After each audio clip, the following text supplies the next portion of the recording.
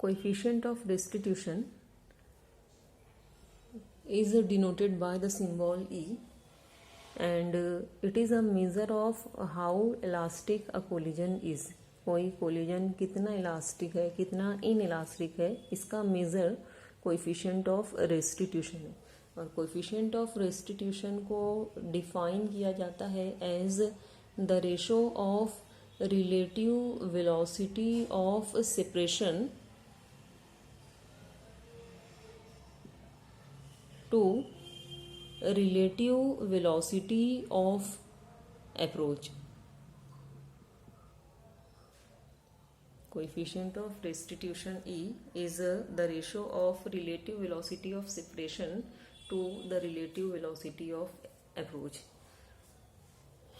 जैसे कि हमने एग्जाम्पल में देखा था, मास m1 which was moving with initial velocity u1 approaches mass m2 which is moving with initial velocity u2.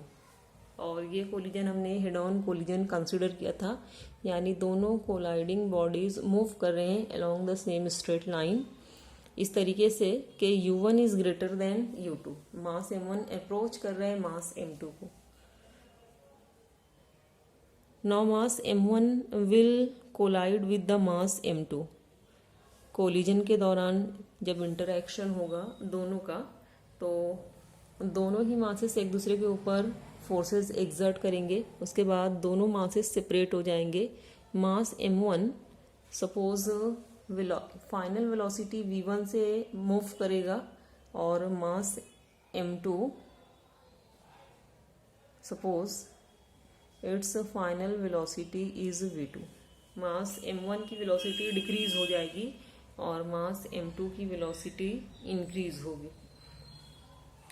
तो जब मास m1 m2 को अप्रोच करेगा तो रिलेटिव वेलोसिटी ऑफ अप्रोच हो जाएगी u1 minus u2. u1 minus u2, this will be the relative velocity of approach. और separation के बाद रिलेटिव वेलोसिटी ऑफ सेपरेशन हो जाएगी v2 माइनस v1. ये दोनों वैल्यूज पुट करेंगे कोएफिशिएंट ऑफ रेस्टिट्यूशन के फॉर्मूले में. कोएफिशिएंट ऑफ रेस्टिट्यूशन हो जाएगा रिलेटिव वेलोसिटी ऑफ सेपरेशन के बाद रिलेटिव वेलोसिटी कोलाइडिंग बॉडीज की है v2 minus v1 upon collision से पहले रिलेटिव वेलोसिटी ऑफ अप्रोच है u1 minus u2. So the formula for coefficient of restitution E will be v2 minus v1 upon u1 minus u2. Now let's find the coefficient of restitution for elastic collision. Elastic collision के लिए coefficient of restitution मालूम करने. फिर से यही example consider करेंगे. मास m1 which is moving with velocity u1 approaches mass m2 moving with initial velocity u2. During collision both will exert force on each other and then they will get separated. Suppose mass m1 की final velocity v1 और मास m2 की final velocity v2 है. Now, as per the law of conservation of momentum, total linear momentum before collision, it will be equal to total linear momentum after collision. Total linear momentum before collision will be linear momentum of first mass before collision plus linear momentum of second mass before collision. So, initial linear momentum should be equal to total final linear momentum after collision. Collision से पहले या initial linear momentum की value हो जाएगी linear momentum of first object before collision m1 u1 plus linear momentum of second mass m2 before collision that is m2 u2. By the law of conservation of linear momentum, this will be equal to total linear momentum after collision, that is linear momentum of mass m1 after collision plus linear momentum of mass m2 after collision. तो collision के बाद पहले मास का linear momentum हो जाएगा mass into velocity m1v1 plus collision के बाद मास m2 का सेकंड मास का लीनियर मोमेंटम होगा mass into velocity m2। Collision चूँकि इलास्टिक कोलिजन है इसलिए काइनेटिक एनर्जी भी कॉन्जर्व होगी। So total initial kinetic energy before collision it must be equal to final kinetic energy after collision। Initial kinetic energy क्या हो जाएगी colliding system की kinetic energy of the first mass m1 plus kinetic energy of the mass m2। Mass m1 की kinetic energy half m1 velocity है u1 so half m1 u1 square it will be the kinetic energy of mass m1 plus mass m2 की kinetic energy collision से पहले half m2 velocity है इसकी u2 square this will be equal to kinetic energy after collision. Final kinetic energy हो जाएगी दोनों masses की kinetic energies की जमा के बराबर। पहले मास की kinetic energy half mass m1 है velocity v1 square plus second mass की kinetic energy after collision half m2 v2 square. Factor half common निकाल कर दूसरी साइड से कैंसिल हो जाएगा।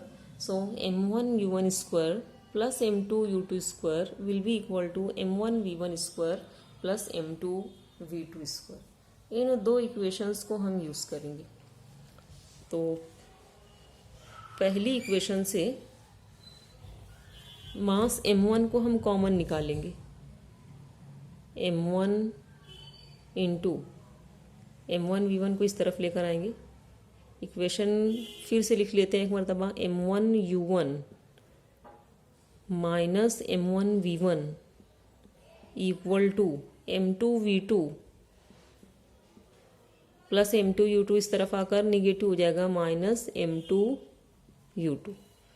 हम लेफ्ट हैंड साइड से m1 कॉमन निकालेंगे m1 into u1 minus v1 equal to इस तरफ से m2 कॉमन निकालेंगे v2 माइनस u2। इसी तरीके से लॉ काइनेटिक एनर्जी के कॉन्जर्वेशन से जो इक्वेशन हमने निकाली है इसको भी रीअरेंज कर लेंगे। m1 u1 square m1 v1 square को इक्वल टू साइन की इस तरफ लाएंगे निगेटिव हो जाएगा m1 u1 square minus m1 v1 square equal to m2 v2 square m2 u2 square को इक्वल टू साइन की उस तरफ लेकर जाएंगे this will be negative m2 u2 square. फिर से लेफ्ट हैंड साइड से मास m1 कॉमन निकलेगा ब्रैकेट में बचेगा u1 square minus v1 square. Right hand पर m2 कॉमन फैक्टर है क्या बचेगा ब्रैकेट में v2 square minus u2 square. Expansion लिखेंगे u1 square minus v1 square दो ब्रैकेट बनेगा u1 plus v1 u1 minus v1। सो m1 into u1 plus v1 दूसरा bracket u1 minus v1। इसी तरीके से राइट हैंड साइड पर v2 square minus u2 square का expansion m2 v2 plus u2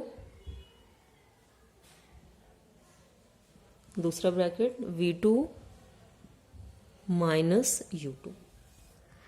इस equation को अब हम डिवाइड करेंगे from this equation. Left hand side को इस इक्वेशन की ऊपर की इक्वेशन के लेफ्ट हैंड साइड से डिवाइड करेंगे।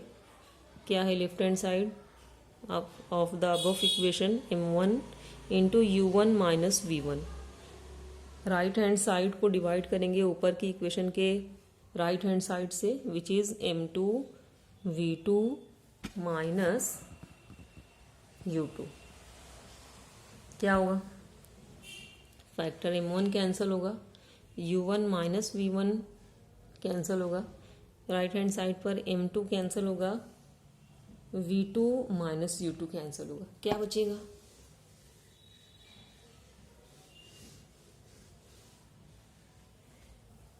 लेफ्ट हैंड साइड पर u1 plus v1 equal to, right hand side पर क्या बचेगा? v2 plus u2। फिर से इक्वेशन को रीअरेंज करेंगे। u2 इक्वल टू साइन किस तरफ लेकर आओगे? u1 इस तरफ आकर ये निगेटिव हो जाएगा, minus u2 equal to v2, v1 को इस तरफ लाओगे minus v1। u1 minus u2 इसको राइट हैंड साइड पर लेकर आएंगे, डिवाइड करेगा v2 माइनस v1 को, इस तरफ क्या बचेगा? Factor 1, v2 minus v1 upon u1 minus u2। What is this? v2 minus v1 relative velocity of separation, u1 minus u2 relative velocity of approach, और रिलेटिव वेलोसिटी ऑफ सेपरेशन और relative velocity of approach का ratio coefficient of restitution होता है। That is coefficient of restitution will be equal to 1 for elastic collision. तो elastic collision के लिए हमें coefficient of restitution की वैल्यू मिलती है 1। Now let's see what is coefficient of restitution for inelastic collision. Coefficient of restitution का formula है relative velocity of separation upon relative velocity of approach, और v2 minus v1 upon u1 minus u2। In elastic collision में क्या होता है? Collision के बाद दोनों बॉडीज, कोलाइडिंग बॉडीज ज्वाइंट हो जाते हैं और कॉमन वेलोसिटी से, कॉमन फाइनल वेलोसिटी से मूव करते हैं। तो दोनों बॉडीज की फाइनल वेलोसिटी सेम हो जाएगी इन इलास्टिक कोलिजन में, that is v1 will be equal to v2। तो जब v1 v2 के बराबर होगा तो न्यूमरेटर क्या हो जाएगा? कोएफिशिएंट ऑफ रेस्टिट्यूशन के फॉर्मूले में रिलेटिव वेलोसिटी ऑफ सेपरेशन 0 हो जाएगी। So E will be equal to, this is 0 by u1 minus u2 0। तो कोएफिशिएंट ऑफ रेस्टिट्यूशन की वैल्यू 0 होगी for inelastic collision. Elastic collision के लिए कोएफिशिएंट ऑफ रेस्टिट्यूशन कितना मिला था? 1। इन इलास्टिक कोलिजन के लिए कोएफिशिएंट ऑफ रेस्टिट्यूशन कितना है? 0 for perfectly in elastic collision. This is the case of perfectly in elastic collision, जिसमें फाइनल वेलोसिटीज कोलाइडिंग बॉडीज की 0 होती है। तो इन इलास्टिक कोलिजन के लिए कोएफिशिएंट ऑफ रेस्टिट्यूशन की वैल्यू क्या हो जाएगी? Between 0 and 1। For inelastic collision coefficient of restitution will be greater than 0 but less than 1। So this is the case of in elastic collision. So for perfectly elastic collision, coefficient of restitution 1. For perfectly inelastic collision, coefficient of restitution is 0, and for inelastic collision it lies between 0 and 1.